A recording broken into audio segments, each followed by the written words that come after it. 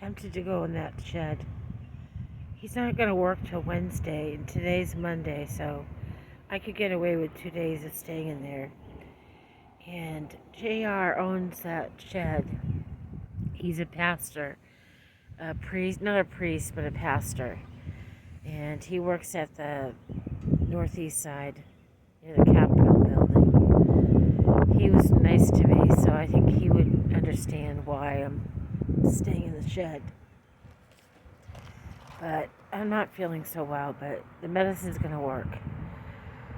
I'm going to hope that it does work. Let me list my health problems to you. I have arthritis in my bones, which means there's no filament between my bones. There's no elastic, and my bones hurt.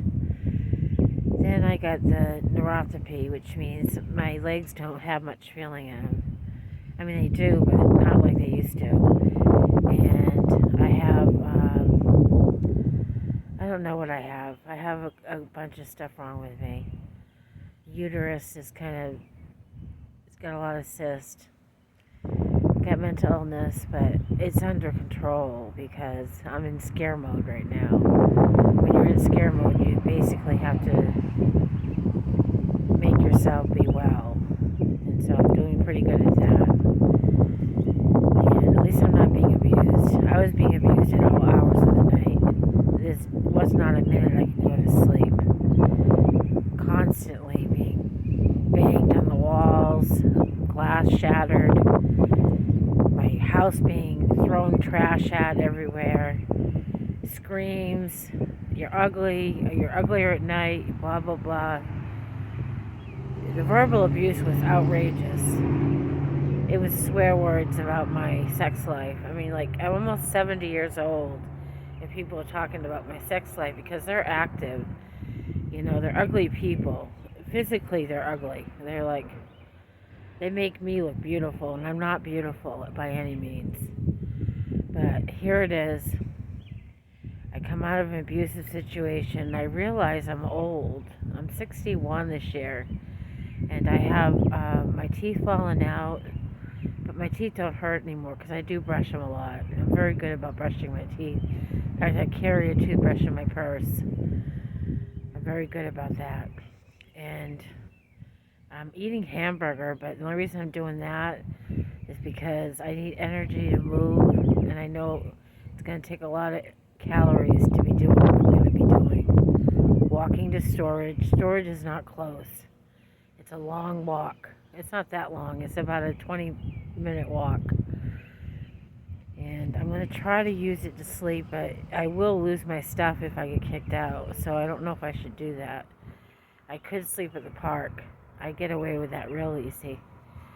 The church did say they don't want me using their property, so I don't know what to do. And I can't go in the woods because there was a murder.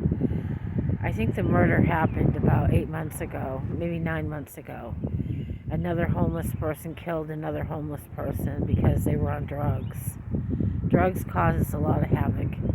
In fact, that's why I had to leave my neighborhood, because I reported the drugs.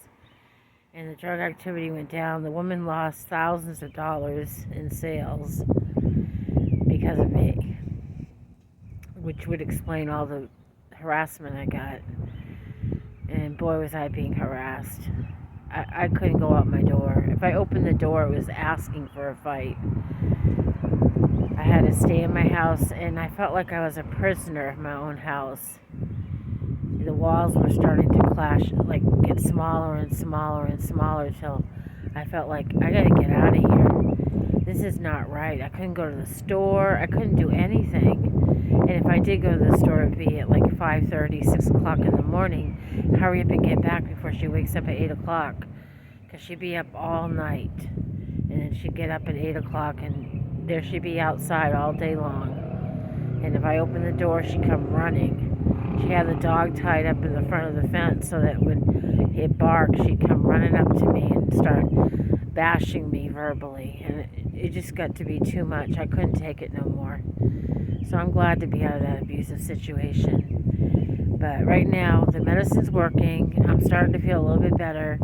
If I sit up, my back doesn't hurt. If I lay down, my kidney